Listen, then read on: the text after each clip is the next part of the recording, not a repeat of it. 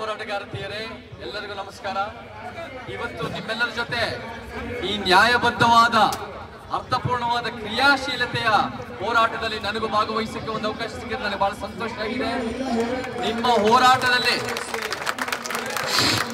ನಿಮ್ಮ ಬೇಡಿಕೆಗಳು ಏನು ನೇಮಕಾತಿ ಆಗಬೇಕು ಅನ್ನೋದರು, ಮತ್ತೆ ಏನು ವಯೋಮಿತ ಅಂದ್ರೆ ಏನು ಇದು ವಯಸ್ಸನ್ನ ಹೆಚ್ಚಳ ಮಾಡಬೇಕು ಅನ್ನೋದನ್ನ ಎರಡು ಬೇಡಿಕೆ ನ್ಯಾಯಯುತವಾಗಿದೆ. ಮತ್ತೆ ಈ ರಚನಾತ್ಮಕ ಅನ್ಯಾಯಗಳನ್ನೇ ನಾವು ಕಡಿವಾಣ ಹಾಕಬೇಕು ಅನ್ನೋದು ಕೂಡ ನೀವು ನ್ಯಾಯಯುತವಾದ ಬೇಡಿಕೆ. ಅದ್ರ ಜೊತೆ ನಾನು ನಿಮ್ ಜೊತೆ ಮುಂದೇನು ಸಹ ಇರ್ತೀನಿ ಅಂತ ಹೇಳಕ್ ಇಷ್ಟಪಡ್ತೀನಿ.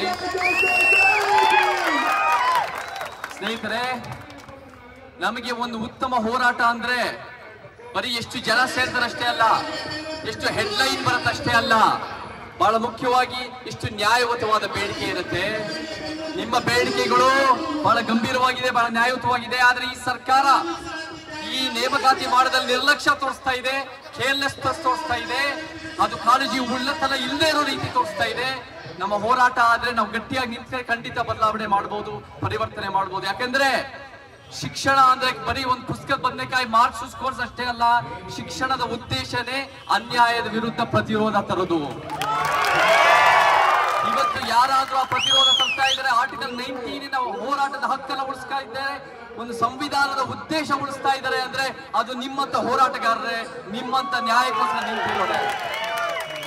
ನಾವು ಆ ರೀತಿನೆಲ್ಲ ಮುಂದುವರಿಸಬೇಕು. ಇದರಲ್ಲಿ ಏನಾಗಿದೆ, ಈ ವಿಚಾರದಲ್ಲಿ ಏನ್ ಸಮಸ್ಯೆ ಅಂದ್ರೆ ಬಹಳ ಮುಖ್ಯವಾಗಿ ಏನು ನಮಗೆ ನೇಮಕಾತಿ ಮಾಡಬೇಕು, ಸರ್ಕಾರ ಅದನ್ನು ಮುಂದುವರಿಸಬೇಕು. ಆದ್ರೆ 3 ರಿಂದ 5 ಲಕ್ಷ ಕೆಲಸಗಳು ಇವತ್ತಿಗೂ ಸಹ ಕಾರ್ಯರೂಪಕ್ಕೆ ತಂದಿಲ್ಲ. ಅದು 43 ಡಿಪಾರ್ಟ್ಮೆಂಟ್ಗಳಲ್ಲಿ. ನಮ್ಗೆ ಇದರಿಂದ ಏನಾಗತ್ತೆ ಅಂದ್ರೆ ಬಹಳ ಮುಖ್ಯವಾಗಿ ಶಿಕ್ಷಣದಲ್ಲಾಗಿರ್ಬೋದು, ಆರೋಗ್ಯದಲ್ಲಾಗಿರ್ಬೋದು, ಪೊಲೀಸ್ ಡಿಪಾರ್ಟ್ಮೆಂಟ್ ಆಗಿರ್ಬೋದು, ಅನೇಕ ಸಮಸ್ಯೆಗಳು ಬರುತ್ತೆ. ನಮ್ಗೆ ಇದು ಬರೀ ಅಂಕಿಅಂಶಗಳು ಒಂದು ರೀತಿ 3 ರಿಂದ 5 ಲಕ್ಷ ಅಂತ ನಂಬರ್ಗಳು ಹಾಕೋದಲ್ಲ.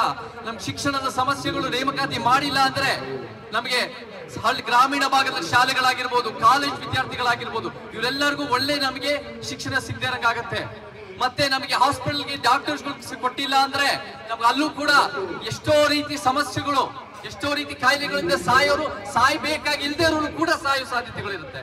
ಮತ್ತೆ ನಮಗೆ ಪೊಲೀಸ್ ಡಿಪಾರ್ಟ್ಮೆಂಟ್ ಅಲ್ಲಿ ನೀವು ನೇಮಕಾತಿ ಮಾಡದೇ ಇದ್ದಾಗ ನಮ್ ಬೇರೆ ಬೇರೆ ತರ ಸ್ಟ್ಯಾಂಪೀಡ್ಗಳಾಗಿ 11 ಜನ ಸಾಯೋದು ಕೂಡ ನಾವು ನೋಡ್ತಾ ಇದೀವಿ.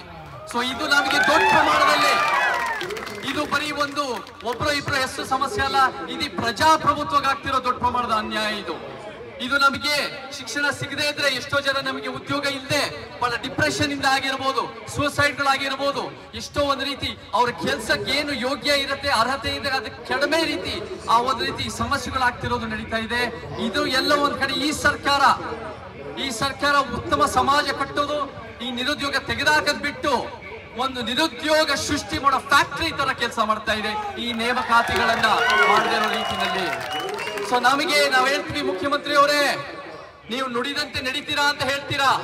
ನಿಮ್ಮ ಪ್ರಣಾಳಿಕೆಯಲ್ಲಿ 2.5 ಲಕ್ಷ ಅಷ್ಟು ನೇಮಕಾತ ಮಾಡ್ತೀವಿ ಅಂತ ನೀವು ಮಾತು ಕೊಟ್ಟು ಅಧಿಕಾರಕ್ಕೆ ಬಂದಿರೋದು. ಆದ್ರೆ ಎಲ್ಲಿ ನುಡಿದಂತೆ ನಡೀತಾ ಇದ್ದೀರಾ ನೀವು? ಈ ಒಂದು ರೀತಿ ನಿರ್ಲಕ್ಷ್ಯ ಮಾಡ್ತಾ ಇದ್ದೀರಾ.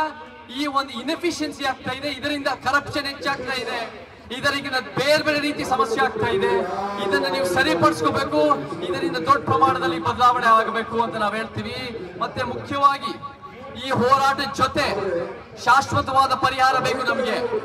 ಯಾಕಂದ್ರೆ ಇವತ್ತಿನ ದಿನ ಈ ಸರ್ಕಾರಗಳು ಯಾವುದೇ ಬಂದ್ರು ಏನ್ ಹೇಳ್ತಾರೆ, ನಮ್ಮ ಹತ್ರ ದುಡ್ಡಿಲ್ಲ, ನಾವು ನೇಮಕಾತಿ ಮಾಡಿದ್ರೆ ನಾವು ಪೇಮೆಂಟ್ ಕೊಡಕ್ಕಾಗಲ್ಲ ಅಂತ.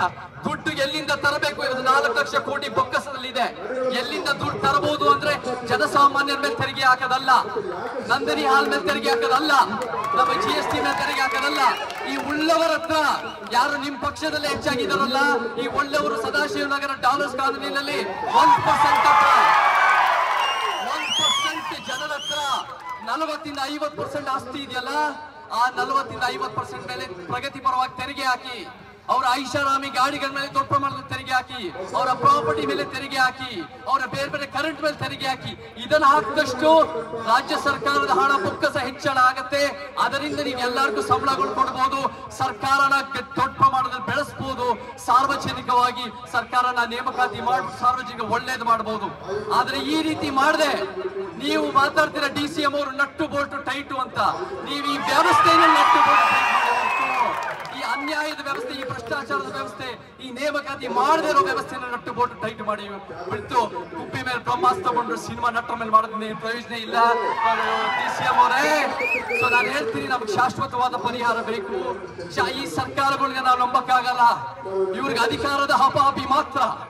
ಆದ್ರೆ ನಮಗೇನ್ ಬೇಕು ಅಂದ್ರೆ ನಾವು ಒಂದು ದೊಡ್ಡ ಪ್ರಮಾಣದಲ್ಲಿ ಒಂದು ಪೊಲಿಟಿಕಲ್ ಮೂವ್ಮೆಂಟ್, ಪೊಲಿಟಿಕಲ್ ಪ್ರಜ್ಞೆ ಕಟ್ಟಬೇಕು. ಯುವಕರು, ವಿದ್ಯಾರ್ಥಿಗಳು ಅದರಲ್ಲಿ ಮುಂಚೂಣಿನಲ್ಲಿರಬೇಕು. ಎಲ್ಲ ರೀತಿ ಶಿಕ್ಷಣ ಸುಧಾರಣೆ, ಆರೋಗ್ಯದ ವ್ಯವಸ್ಥೆ ಸುಧಾರಣೆ, ಪೊಲೀಸ್ ವ್ಯವಸ್ಥೆ ಸುಧಾರಣೆ, ಮತ್ತೆ ಮುಖ್ಯವಾಗಿ ಸರ್ಕಾರದ ಒಂದು ರೀತಿ ದೊಡ್ಡ ಪ್ರಮಾಣದಲ್ಲಿ ಬೆಳೆಸಿ ನೇಮಕಾತಿ ಕಾರ್ಯರೂಪಕ್ಕೆ ತರಬೇಕು. ಯಾರು ಈ ಅಧಿಕಾರದಲ್ಲಿ ಬರಬೇಕು ಅಂದ್ರೆ, ಯಾರ ಶಾಸನ ನೀತಿ ಕಾನೂನುಗಳು ತರಬೇಕು ಅಂದ್ರೆ ಯಾವ ಜಾತಿಯವರಲ್ಲ, ಯಾವ ಧರ್ಮದವರಲ್ಲ, ಸಮಾನತೆ, ನ್ಯಾಯ, ವೈಜ್ಞಾನಿಕತೆ ಮತ್ತೆ ಸಂವಿಧಾನ ಪ್ರೀತಿಯನ್ನು ಅಳವಡಿಸಿಕೊಂಡಿರೋ ಮನುಷ್ಯರು ಅಧಿಕಾರದಲ್ಲಿ ಇರಬೇಕು ಅಂತ ಹೇಳಿ, ಎಂದೆಂದಿಗೂ ನಿಮ್ಮ ನೇಮಕಾತಿ ನ್ಯಾಯಕ್ಕೋಸ್ಕರ ಮತ್ತೆ ನಿಮ್ಮ ಏಜ್ ಅನ್ನ ಹೆಚ್ಚಳ ಮಾಡಕ್ಕೋಸ್ಕರ ನಿಮ್ಮ ಜೊತೆ ಎಂದೆಂದಿಗೂ ಹೇಳ್ತೀನಿ.